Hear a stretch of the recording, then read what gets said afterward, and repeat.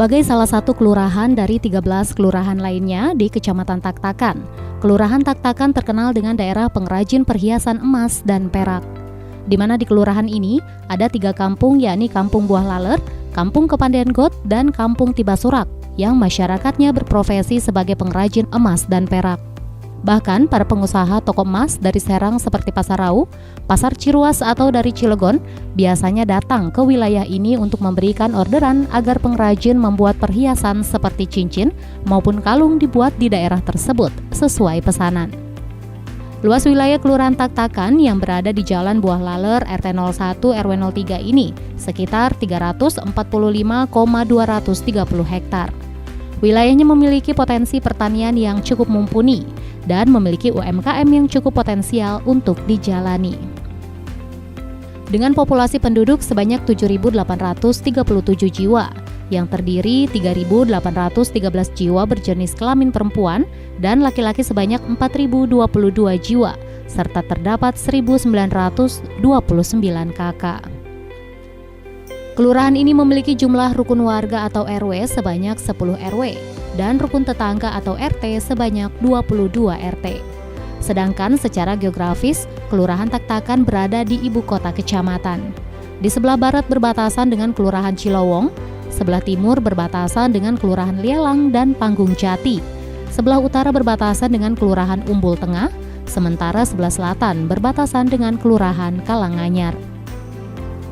Masyarakat di Kelurahan Tak-Takan di setiap RW-nya merupakan masyarakat asli dan pendatang dari berbagai daerah.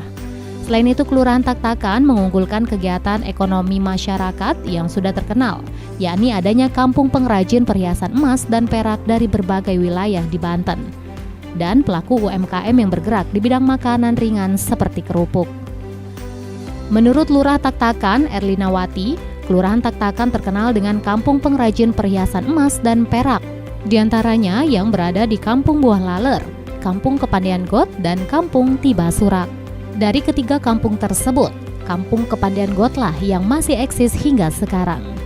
Karena dengan harga emas yang tinggi, mengurangi beberapa kelompok pengrajin, dan Kampung Kepandian Got lah yang masih berdiri dan berkembang hingga sekarang. Sehingga pada tahun 2020 ini, kampung tersebut diusulkan menjadi kampung tematik. Di Kelurahan Tak-Takan terkenal itu kampung pengrajin perhiasan emas dan perak. Jadi itu di beberapa kampung, ada di Buah Laler, ada di Tibasurak, ada di Kepandian Got. Nah, yang terkenal itu di Kepandian Got. Kita pernah usulkan menjadi kampung tematik. Kepandian Got itu lebih masih banyak dan masih eksis, artinya kan dengan harga emas yang tinggi itu juga mengurangi beberapa kelompok pengrajin ya, dan yang masih eksis itu diantaranya di Kepandian Got. Dijelaskan Mulyadi, untuk biaya pembuatan perhiasan dirinya mematok harga sekira 150 hingga 350 ribu rupiah, tergantung tingkat kesulitan pengerjaan. Selain itu, pengrajin yang akrab disapa Pak Bayi ini bisa meraup penghasilan sekitar 5 juta rupiah dalam sebulan dari pelanggannya yang berasal dari berbagai wilayah di Banten maupun toko-toko perhiasan yang ada di Kota Serang. Kalau untuk cincin tergantung tingkat kesulitannya sih. Ada yang 3,5, ada yang 2,5, ada yang bawa peraknya tinggal ongkosnya doang gitu.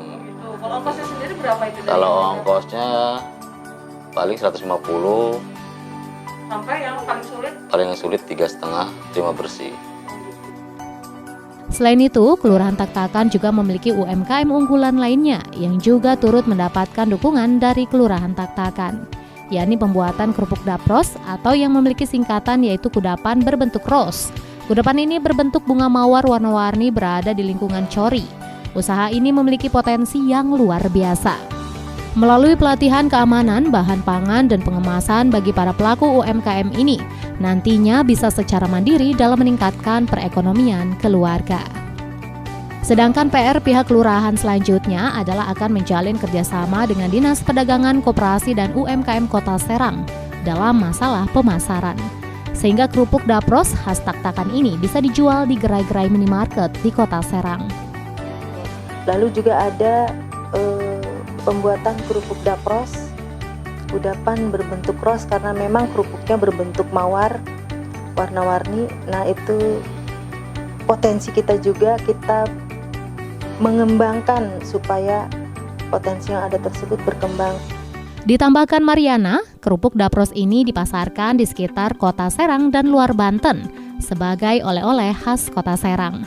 Selain itu dirinya menjelaskan berkat pelatihan yang diberikan oleh Kelurahan Tak-Takan, dirinya sudah melakukan inovasi dengan menggunakan warna alami dari buah naga dan juga ketan hitam. Nantinya inovasi lainnya juga akan dilakukan dengan menambahkan cita rasa ikan dalam rasa kerupuk daprosnya.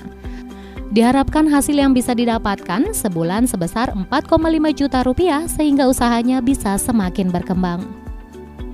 Untuk pemasarannya sendiri khususnya untuk daerah Tak-Takan ya. Jadi kalau yang keluar wilayah itu paling kita mengandalkannya dari pabrik gitu yang ada yang bawa. Nah, karyawan. Jadi ya udah kan buat oleh-oleh tuh katanya. Buat yang ke Jawa, buat yang ke Palembang, buat yang ke ini gitunya gitu. Jadi di situ kita bisa mengenalkan produk dapros ini gitu. Ditambahkan Lurah Tak-Takan, berbagai capaian pembangunan di Kelurahan Tak-Takan yang telah dilakukan di tahun 2019, diantaranya pembangunan drainase di Soyok, paving blok di Buah Laler, dan penataan selokan serta penyediaan lahan di Kepandaian Got yang dilakukan melalui swadaya masyarakat.